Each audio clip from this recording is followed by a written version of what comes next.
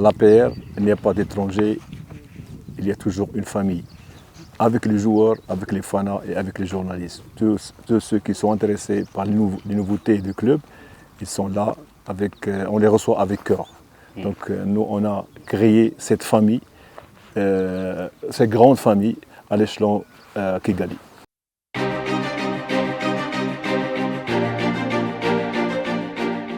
Vous savez, quand le président d'honneur, M. James, m'a téléphoné, il m'a proposé le projet. Après, j'ai contacté d'autres généraux, général Moubarak, général Dayo, général Vincent. Donc, j'ai bien étudié le projet. Je suis entré à Google pour voir ce que c'est Kigali, ce que c'est Rwanda. J'ai été impressionné par le travail que fait le président du pays. Donc déjà, quand tu as cette impression de confiance, alors que j'ai demandé de venir faire une petite visite, en même temps discuter sur le projet. Donc je suis venu pour 4 jours et dès ma descente à l'aéroport, j'ai compris que je vais y rester. Parce qu'il y avait un accueil chaleureux, il y avait des gens qui ont cet esprit sportif. Donc je me suis côtoyé avec le président. J'ai constaté qu'il y a un grand travail qui m'attend. Bien sûr, les fans du club et les responsables, ils sont très conscients. Donc ils veulent et le résultat et l'intégration des jeunes et la formation des cadres et bien sûr un système de jeu qui va plaire aux fans du club. Donc c'est un grand défi. Bien que je suis un étranger qui vient d'un pays lointain, le Maroc, pays du football. Donc j'ai pris l'initiative de signer mon contrat parce que j'étais sûr que j'allais réussir. Pourquoi? Parce que j'ai des dirigeants qui sont derrière moi et en plus c'est les fanas. Donc on m'a fait un accueil dans un terrain très lointain d'ici, là où il a été créé l'APR. J'ai été accueilli par des centaines de supporters, ce qui m'a donné une confiance absolue, une chaleur humaine. Très rare qu'on trouve dans le monde du football. Donc dès là, j'ai pris l'initiative de signer mon contrat et de commencer le travail.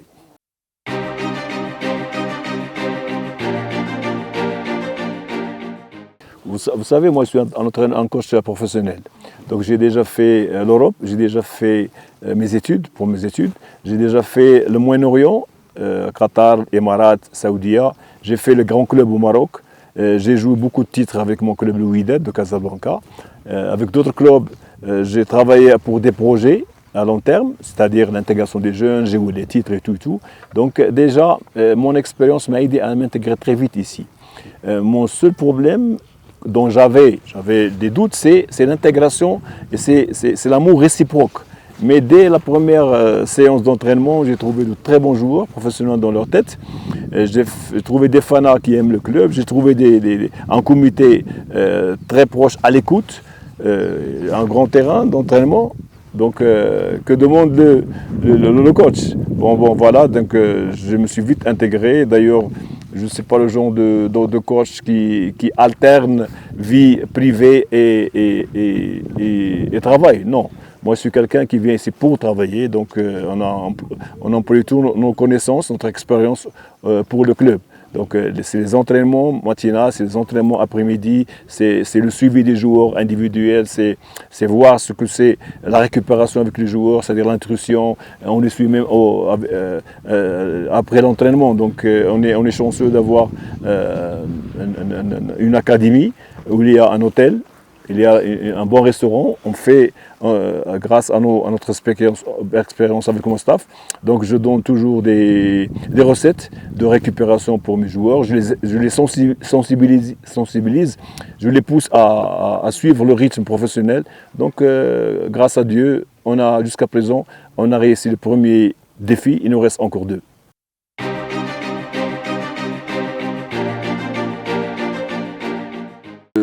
C'est un climat qui me va à la perfection. Pourquoi? Parce que ici, c'est l'altitude. Et l'altitude, ça aide le joueur à travailler physiquement. Et vous savez, sur le plan physiologique, quand on travaille en altitude, il y a un manque d'oxygène, il y a plus de gaz carbonique. Donc le joueur doit travailler dur pour réussir à créer ces globules rouges qui vont l'aider lorsqu'il descend au niveau de la mer. Donc, comme c'est ma spécialité, donc, en tant que professeur universitaire du sport et de l'éducation physique au Maroc, je suis encadreur des entraîneurs et des préparateurs physiques à l'échelon africain.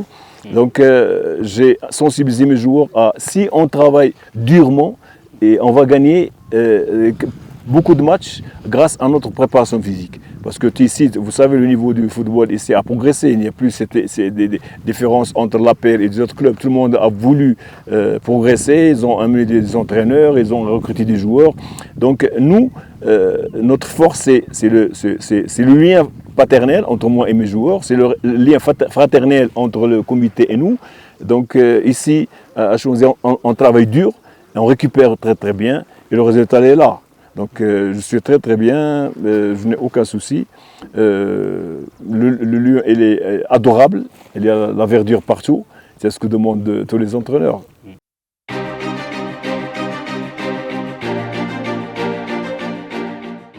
Non, non, lorsqu'on joue là-bas, on n'a aucun problème physique. Notre petit problème avant, c'était l'intégration des jeunes. Parce que vous savez, moi je suis contre à ce que l'APR ait beaucoup d'étrangers. Tu vois, c'est pas bien pour l'équipe nationale de Rwanda. Donc on a essayé d'intégrer des jeunes. Comme vous savez, à l'APR maintenant, il y a 7-8 joueurs titulaires rwandais. Il y a le gardien de but, il y a Gilbert, il y a Claude, il y a Younes, il y a Clément, il y a Bosco, il y a Boguicha. C'est des joueurs internationaux. Donc on a essayé de progresser un travail académique et scientifique pour l'équipe nationale et pour les pairs, bien sûr. Donc j'ai demandé à ce qu'on recrute encore des jeunes. On a recruté Abdoul, c'est un Rwandais. On a fait venir Alexis, c'est un Rwandais.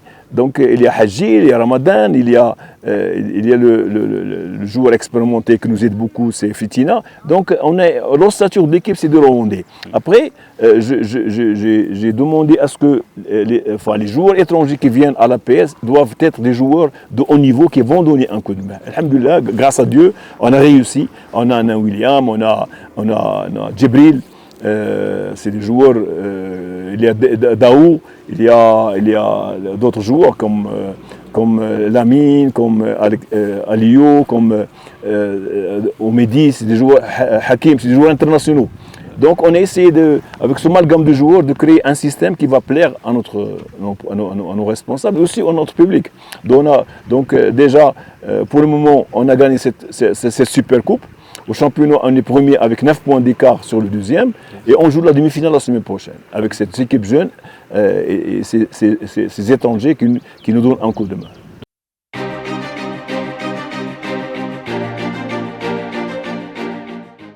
Donc vous savez, moi bien sûr que je suis marocain, un peu loin de Rwanda, mais quand j'étais en Europe, quand je faisais mes études, j'ai vécu ce drame avec émotion. Et bien sûr, avec cœur, parce qu'on est tous des Africains. Donc ce génocide vraiment a touché les Tutsis.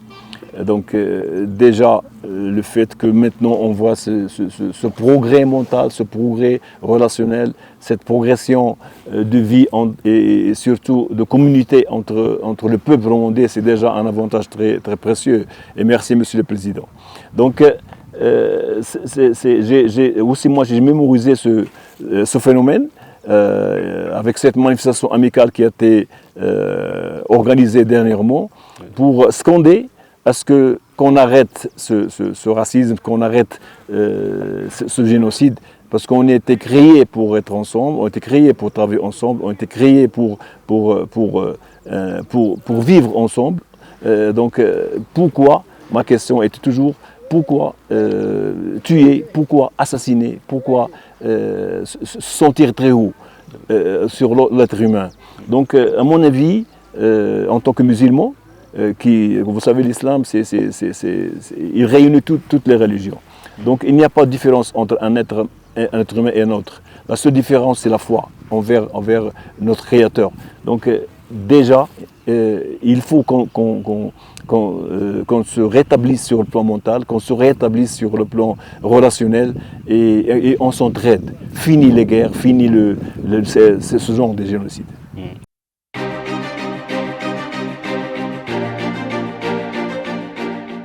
Bon, vous savez, il y avait un coach qui était là et on avait parlé, mais j'ai jamais été dans ma tête que j'allais venir à Rwanda.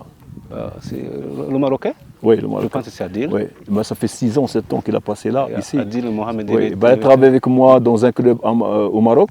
Donc il était à la direction technique des jeunes. Et quand il est venu ici après son retour, on avait parlé comme ça de passage. Comme moi j'entraînais la grande équipe avec le Haj, notre coach des gardiens de but. On avait parlé de l'APR sur son plan organisationnel, sur le plan direction. Donc j'étais pas aussi chaud que lorsqu'il m'a parlé le général James. On a échangé une communication pendant, je pense, 15 jours. Il m'a convaincu à venir et découvrir ce grand club APR. Ce qui m'a aidé en plus, c'est qu'au Maroc, j'ai entraîné les FAR, les Forces Armées Royales. Donc c'est une équipe militaire. En 2021 jusqu'en 2022 ou 2023, je pense. Donc c'est une équipe qui a le même régime que l'APR. Donc je n'avais pas de problème. Alors là, on avait un projet sur 3 ans et on a réussi. Alors notre première année, on a intégré des jeunes de l'académie. Deuxième année, on a gagné la Coupe du Trône et ils sont champions du Maroc. Maintenant, ils jouent la demi-finale du Champions League. Donc c'est un long projet. Et l'APR avait le même projet avec le même rythme de vie militaire. Et comme moi, j'ai été éduqué par un père militaire, donc je suis là en tant que militaire qui connaît le direct et qui ne donne pas de faveur sentimentale au niveau de son travail. Donc la réussite, c'est mes supérieurs, c'est mon staff, c'est les joueurs et c'est les fanats. Donc on est tous une famille qui sont derrière cette réussite. Et j'espère continuer à réussir à la fin de l'année, pourquoi pas gagner les 2 autres titres.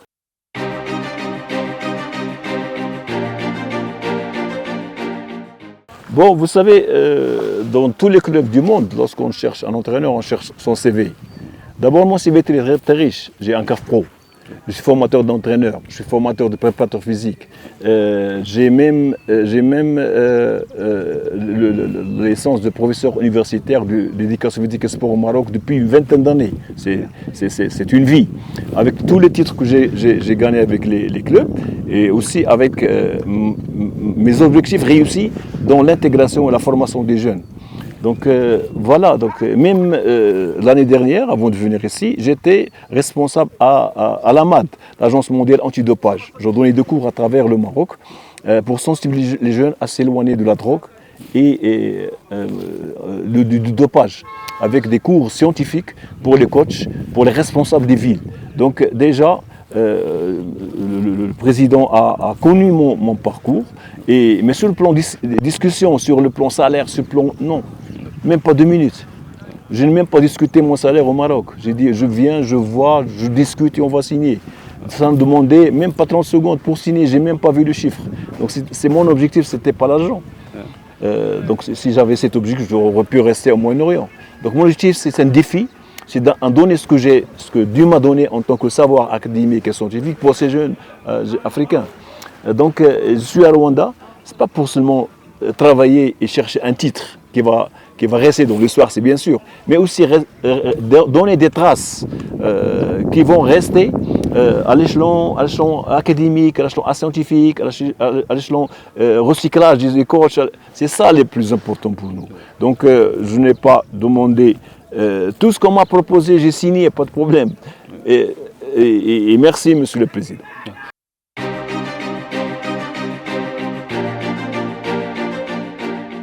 Moi, à chaque équipe où je travaille, d'abord je dois donner des cours de sensibilisation. Et c'est l'appel, je fais la même chose. C'est-à-dire chaque quinzaine, chaque 20 jours, je lance un message au groupe et je réexplique le message le lendemain dans l'académie. Les joueurs sont là, ils sont présents, je donne les cours. Je donne surtout l'influence de la drogue et du dopage sur le corps, sur le plan physiologique, sur le plan cœur, sur le plan muscle, sur le plan tête, mental et tout, sur le plan relationnel, parce que quand on se drogue, on se donne au dopage, il y a un problème. Il y a un problème parce que se dope pour atteindre un objectif physique qui est éphémère, qui ne va pas rester, qui ne va pas durer. Donc tu vas te donner pour les blessures, pour le mental, le relationnel avec le coach, avec les amis et tout. Donc c'est des cours que je donne presque chaque quinzaine. Et aussi, je donne des cours sur la meilleure récupération et le meilleur entraînement. C'est-à-dire, si tu veux réussir un objectif, il faut travailler durement sur le côté physique et technico-tactique et mental. 2, sur la nutrition, je dois manger ce qui me convient et ce qui convient à mon corps. Parce que les jeunes maintenant, dès que la séance d'entraînement, ils pensent déjà au Facebook, au portable, ils prennent la voiture, ils partent pour faire la fête. Non, chez nous, non. Je les oblige à venir manger au centre pour bien récupérer physiquement. Aussi, j'ai trouvé un grand problème à Rwanda et dans tous les clubs que j'ai entraînés, c'est le sommeil. Les joueurs veillent jusqu'à 4 ou 5 heures du matin. Et ils restent éveillés jusqu'à une heure tardive pour se réveiller à 11 heures. Mais là, ils doivent savoir, et c'est les cours que je donne, que la meilleure récupération, c'est entre 22 heures et 5 heures du matin. C'est là où le corps se régénère. Parce qu'au séance d'entraînement, au match, il y a des fissures neuromusculaires, il y a des fissures aux neurones du cerveau. Donc toi, qui es joueur, qui pense vraiment à réussir ton pari, il faut que tu dors à 22 heures. Comme ça, tu vas te réveiller très tôt le matin avec une énergie qui va t'aider à vivre la journée. Donc, on donne aussi des cours sur le sommeil et la nutrition, sur la préparation physique, sous l'égide d'un coach qui a un savoir-faire académique. Parce que j'ai découvert pas mal de joueurs qui vont s'entraîner avec des coachs qui, avec leur passé, ils n'ont pas une étude approfondie. Donc, on donne des cours académiques à tout le monde pour réussir notre pari ensemble. Parce que moi, je ne peux pas réussir. Je donne des cours. J'invite même les gens à venir voir nos séances d'entraînement qui sont basées sur l'amélioration physique et technico-tactique et mentale tous les jours avec des séances qu'on change à fur et à mesure pour s'éloigner de la monotonie et c'est gratuit. Donc on ne demande rien. L'APR, c'est ça, l'APR, elle travaille pour tout le monde. Donc voilà, notre objectif. Et ce n'est pas seulement le football, chercher 3 points, mais aussi c'est la formation, c'est l'intégration et c'est des cours qu'on donne aux jeunes.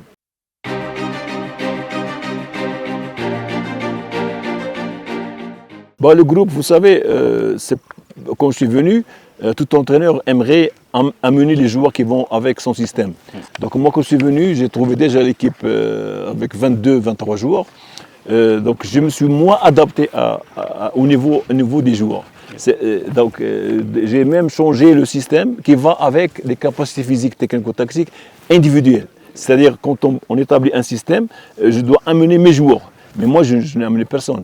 Donc j'ai trouvé ces joueurs, on a travaillé avec eux pendant un mois et là on a trouvé que leurs capacités physiques individuelles et techniques vont nous donner un système avec quoi nous on joue maintenant. Maintenant on a la meilleure attaque, on est premier. Donc la réussite ce n'est pas seulement le coach, mais c'est tout le staff et c'est les joueurs. Donc il y avait cette confiance mutuelle. Moi je me considère comme le père, comme le frère, comme l'ami, comme le coach, comme le professeur avec ces jeunes. Donc on a réussi parce qu'il y a une confiance mutuelle. Et c'est ça la force de l'APR.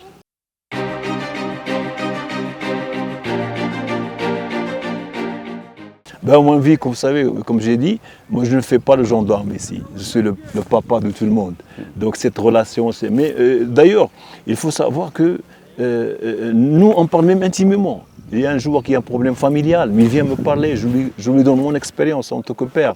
Il a un problème, je ne sais pas, footballistique, vie sociale, il vient, moi j'ouvre toujours mon bureau pour qu'on discute, pour qu'on parle, pour trouver la solution, que je sois l'intermédiaire entre lui et le comité.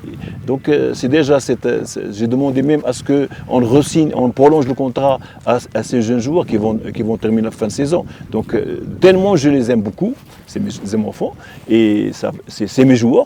Et leur geste explique la relation paternelle, fraternelle entre moi et eux.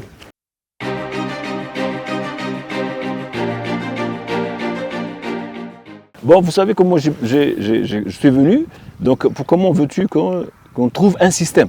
Donc il faut travailler dans la réalité. Parce que l'entraînement te donne 60%, mais le match te donne 100%.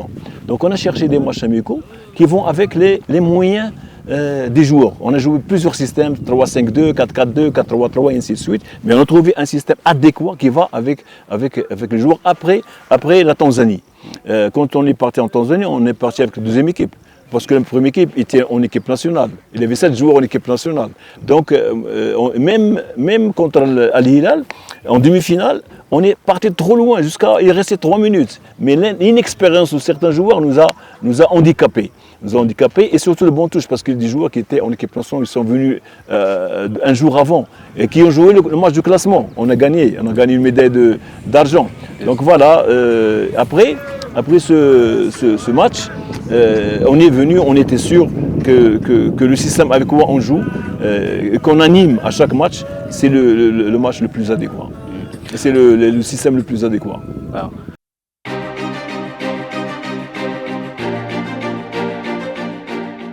Bon, vous savez, pour entamer un Champions League, il faut avoir l'expérience de 2-3 ans avec de très grands joueurs. Parce que tu joues contre le champion d'Afrique, c'est la pyramide. Mais moi, ce match est venu au mauvais moment. C'est-à-dire, juste après un mois de préparation, on affronte la pyramide au top niveau physique et technico-tactique. C'était, je pense, mal organisé. Normalement, on devait nous donner encore une chance de se préparer et tout. Donc il est venu au mauvais moment. Mais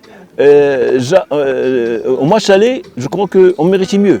Parce qu'on a dominé tout le match, on a dominé tactiquement, techniquement, la barre 4 fois, le gardien les a sauvés, mais eux, par leur expérience, ils nous ont marqué. Mais j'aurais préféré qu'on joue maintenant, avec la forme du moment, on n'aura pas de problème.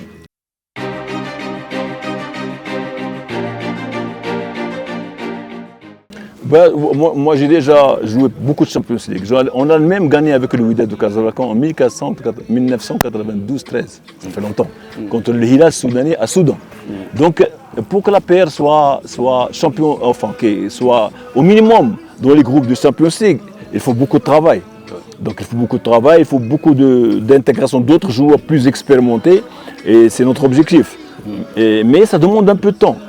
C'est vrai, en 2021-22, avec mon club au Maroc, El Jadida, on est allé, même en quart de finale, on est parti trop loin en Champions League, avec une équipe jeune, mais qui ont l'expérience de l'équipe nationale, c'est des jeunes.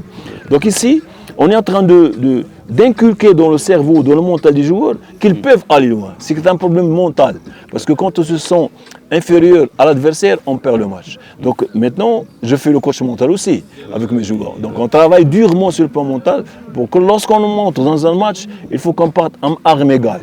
Et c'est là la différence entre des joueurs qui se qualifient en Champions League et des joueurs non. Donc nous, on est en train d'améliorer leur capacité mentale, leur capacité physique, technique, tactique bien sûr.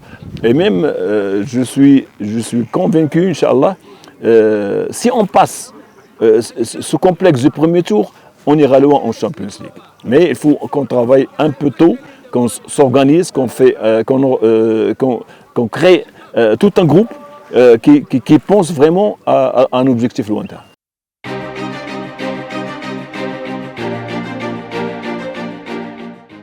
Ben oui, vous savez que chaque coach a un objectif, ça dépend du comité. Donc l'APR a un double objectif. L'objectif des responsables, c'est d'aller loin en Champions League. Moi, le projet technique, c'est moi. Donc le projet technique, c'est ce qui va, bien sûr, arriver au même objectif avec nos responsables. C'est-à-dire avoir une équipe combative, compétitive à l'échelon africain. Donc déjà, on a discuté. J'ai constaté que l'APR maintenant, il y a pas mal de manque au niveau de certains postes.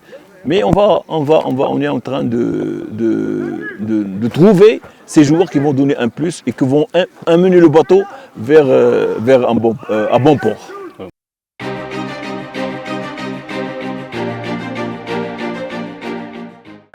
C'est une saison positive.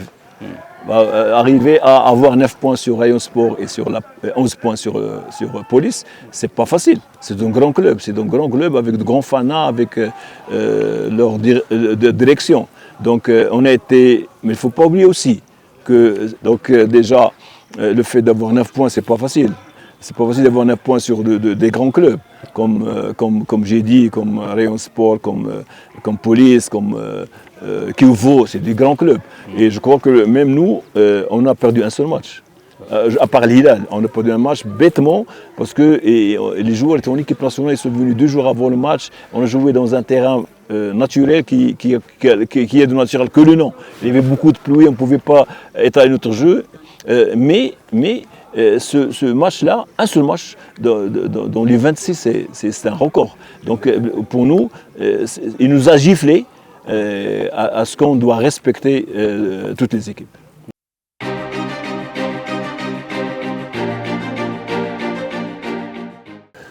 Oui, moi je suis ambitieux. Moi je ne pose jamais mes pieds sans avoir un objectif positif. Donc déjà le fait d'avoir 9 points, et on va jouer cette semaine on va jouer la demi-finale de la Coupe et plus le championnat. Moi je suis toujours optimiste avec mes joueurs. Mais il faut garder les pieds sur terre. C'est vrai qu'on a 9 points, mais chaque match pour nous compte. Donc les joueurs, moi je les prépare match par match et non pas les amener à un rêve lointain. Non. Donc on doit respecter tous les adversaires et surtout il y a des clubs ici qui jouent le match de la saison contre la PR. C'est-à-dire qu'ils jouent un seul match. Ils viennent, se cartonnent derrière, ils poussent le ballon, ils se tuent. Et le deuxième match, ils perdent 5-0, 4-0. Et vous êtes mieux placé pour moi pour voir ces clubs. Et même, j'ai parlé à certains coachs. Je dis, si vous jouez comme ça, vous serez avec nous dans le classement. Mais vous jouez contre nous un match de l'année. Et contre d'autres clubs, vous perdez 4-0, 5-0. Pourquoi? Il faut avoir la même motivation pour élever le niveau physique et technique du joueur. Mais c'est comme ça. Dans tous les championnats du monde, quand on voit des clubs contre Real Madrid, contre Barcelone, contre Arsenal, ils jouent le match de leur vie. Mais après, c'est la chute. Mais c'est ici comme ça. Mais ça nous donne une occasion d'élever le rythme, l'intensité du travail et surtout trouver des systèmes adéquats contre des équipes qui se cartonnent derrière.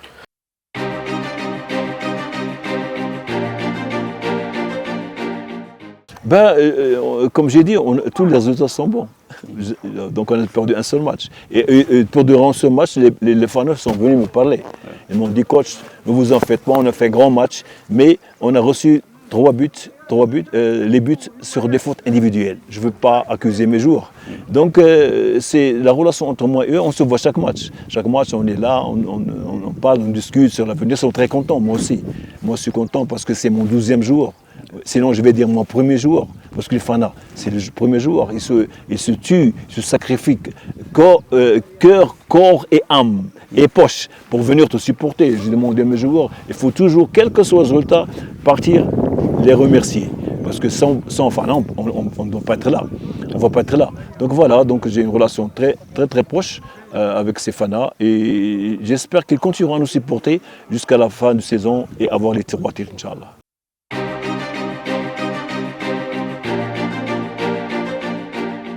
Moi j'ai déjà discuté avec eux. Moi, je ne suis pas le genre de coach à qui tu dis change, non. Moi, j'ai 25 ans de travail. Si je travaille, je sais, parce que moi je connais mes joueurs, je connais mon système, je connais le physique de mes joueurs. Et s'ils veulent que je change à la mi-temps, ce n'est pas normal. Donc il faut qu'il y ait un respect. Moi, je ne peux pas intervenir au niveau de comment nous supporter, comment vous allez acheter vos outils, comment vous allez porter les banderoles. Non, mon rôle, c'est de savourer ce que vous faites. Alors à nous aussi. Alors si on me demande, je fais changement, c'est pas ça. Hein. C'est pas ça le football. Et moi, je connais mes joueurs, j'ai un staff, j'ai des joueurs, et je ne peux pas satisfaire tout le monde. Je ne peux pas. Parce que moi, je suis là pour travailler, pour réussir.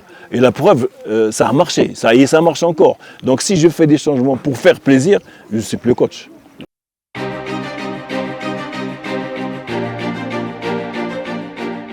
Mais vous savez, c'est un problème de motivation.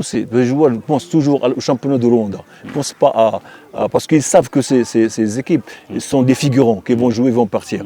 Même contre le Merih, normalement, on a gagné le match contre le Merih. Le arbitre nous a enlevé un but tiré de 30 mètres. C'est pas normal. Donc c'est déjà, nous ont enlevé 2 points. Et contre le Hilal, il reste encore un match, même contre le Merih. Donc on essaie de gérer ces équipes parce qu'ils sont de très bonnes équipes, beaucoup d'expérience, beaucoup de joueurs. Donc pour les rivaliser, il faut un peu de temps. Mais on va les rivaliser un de ces jours, Inch'Allah.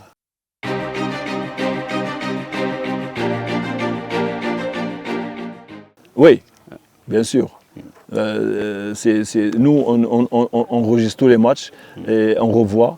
et on analyse et on prend le bon et le mauvais. Donc on n'a aucun problème dans le travail et je crois que ça va améliorer nos jours pour être plus professionnels.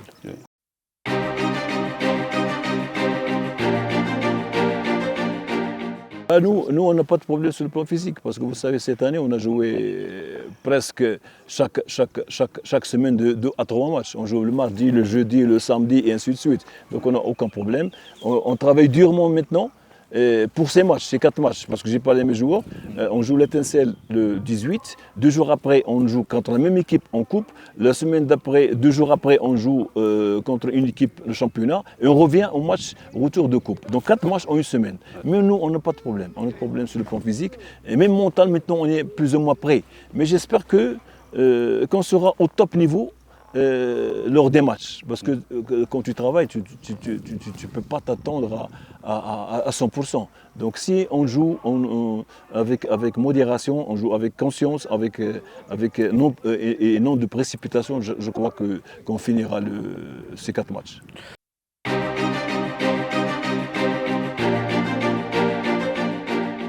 Je ne pense pas. D'ailleurs, on n'a pas perdu de match à l'extérieur. On n'a pas perdu de match. Donc c'est des matchs, un match nul, c'est un point. Pour moi, c'est positif. Donc déjà, sur 3 matchs à l'extérieur, l'arbitrage nous a tués. Et vous avez la vidéo. Il nous a enlevé des buts tout faits. Donc il nous pousse à s'organiser pour ne pas tomber dans le piège. Donc d'ailleurs, les championnats, c'est comme ça. À l'extérieur, tu dois gérer tes matchs, mais chez toi, tu dois gagner. Donc moi, et d'ailleurs, on a 9 points. 9 points sur le deuxième. Donc on a su gérer les matchs extérieurs et intérieurs. Ouais.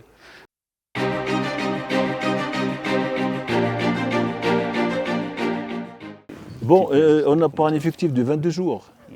Pas plus, hein. 2 jours, 22 jours, c'est pas 30.